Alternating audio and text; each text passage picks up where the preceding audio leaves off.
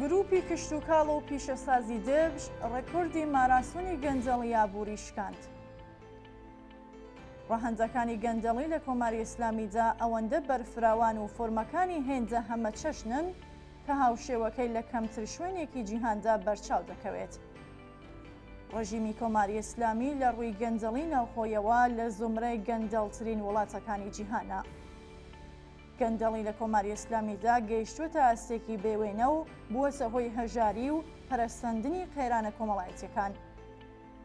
دزیە بە ملیار دۆلاریەکان لەلایەن بەرزترین کەسانی نزیک لە بازنەی دەسەڵات کە جاروبار لە ئاکامی کێبەرکەی ناوخۆیەکانی جار و دەستەکانی سەر بە حکوومەت بە تایبەت لە سەروبەندی هەڵبژاردنەکاندا ئاشکرا دەبن فۆرمێکی با و ناسراوی گەندەڵی دارایین لە کۆماری ئیسلامیدا. بەڵام جگەلەوەش ڕۆژ نییە کە فۆرمێکی نوێ گەندەڵی لەم سیستمە سەرتاپا گەندەڵەدا ئاشکرا نەبێت.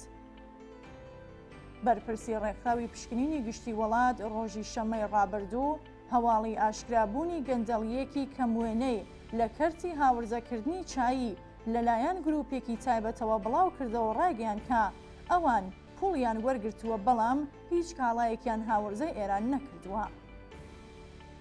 بە گوێرەی ئەم راپۆرتە کە ڕۆژی شەمە 11 سەرماوەز بڵاوکراوەتەوە لە ماوەی ساڵەکانی 1398 بۆ 1401 نزیکەی 3 ملیارد و 370 ملیۆن دۆلاریان تەرخان کردووە بۆ گروپێکی بازرگانی بۆمبەستی هاوردەکردنی چایی و جۆرەکانی مەکینە.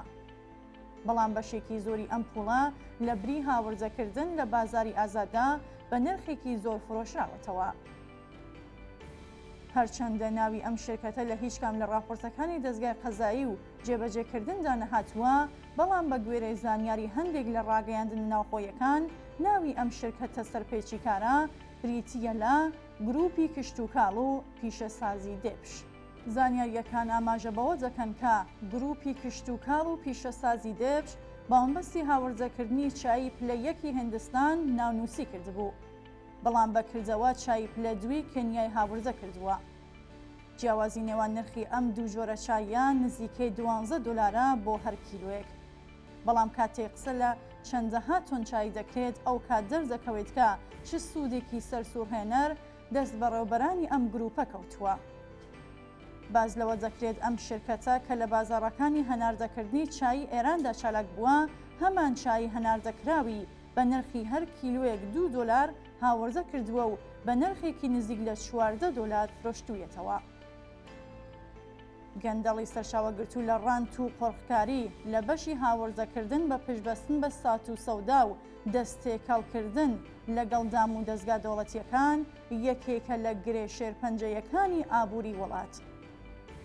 دوایین راپۆرتی ڕێکخراوی شەفافیەتی نێودەوڵەتی دەری دەخات کە ئێران لە ڕووی ئاستی گەندەڵی دارایەوە لە نێوان 180 وڵاتی جیهاندا لە پلەی 150هەمین و لە ڕیزی وڵاتەکانی ئۆگاندا و ئەفغانستاندایە. بێگومان بە 3 ملیارد و 370 ملیۆن دۆلار دەتوانرێت بۆ ماوەی چەندین ساڵ موچەی تەواوی مامۆستایانی وڵات و ژیانی خانەنشینان و هەقدەستی وە دواکەوتووی کرێکاران دابین بکرێت. بەم پوڵە دەتوانرێت سەرجەم قوتابخانە ڕزی و وێرانەکانی وڵات نۆژێن بکرێنەوە، ئەمنیەتی ڕێگەوبانەکان بپارێزرێ و هەلی کار بۆ بێکاران بڕەخسێت و ئاوی خاوێن و پێویست بۆ خەڵک دابین بکرێت، یان دەوا و دەرمانی پێویست بۆ ملیۆنان نەخۆش دەستەبەر بکرێت. ڕژیمی کۆماری ئیسلامی لەلایەکەوە دەستی سرمایەدارە چاوچنۆکەکانی لە ڕاندخوڕی و قۆڕخکاری لە هەموو جۆرە کەلوپەل و پێداویستەکانی خەڵکدا ئاوەڵا کردووە و لەلایەکی دیکەشەوە هەر چەشنە ناڕەزایەتیەک بە دەستڕێژی گولە و سەرکوت و زیندانیکردن وەڵام دەداتەوە.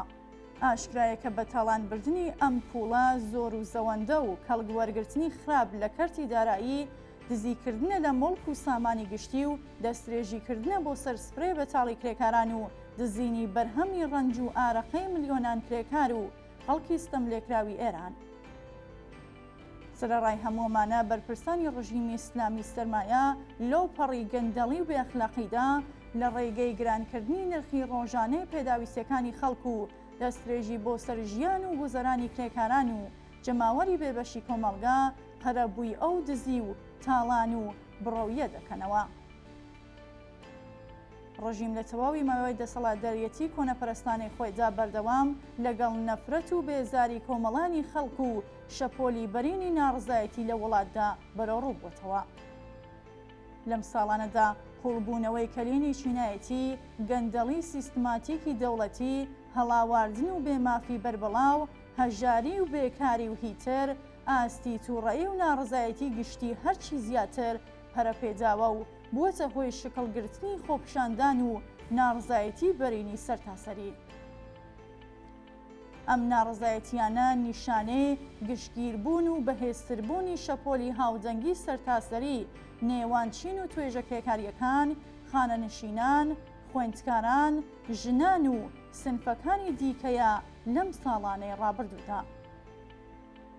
حکوومەتی گەندەڵ و تاڵانچی ئیسلامی بۆ سەکهانگای بەرهەمهێنانی گەندەڵی و گەندەڵکاران. کرێکاران و جەماوەری خەڵکی زەحمەتکێش بۆ دابینکردنی ژیانێکی شایستە ئینسان، بۆ دیفاع لە ئازادی و کەرامەتی ئینسانی خۆیان و هەروەها بە مەبەستی کۆتایی هێنان بەم دزی و تاڵان و بڕۆیە و کورتکردنەوەی دەستی ئەم تاقمە دز و تاڵانچیە لەسەر ژیانی خۆیان هیچ ڕێگایەکیان جگە لە ڕووخاندنی ئەم ڕژیمە لە بەردەمدا نەماوە. هەر ساتێک لە درێژبوونەوەی تەمەنی ئەم ناوەندە گەندەڵ و ستەمکاریە بە مانای ئازار و برسیەتی و وێرانکاری هەرچی زیاترە بۆ کۆمەڵانی خەڵکی ئێران.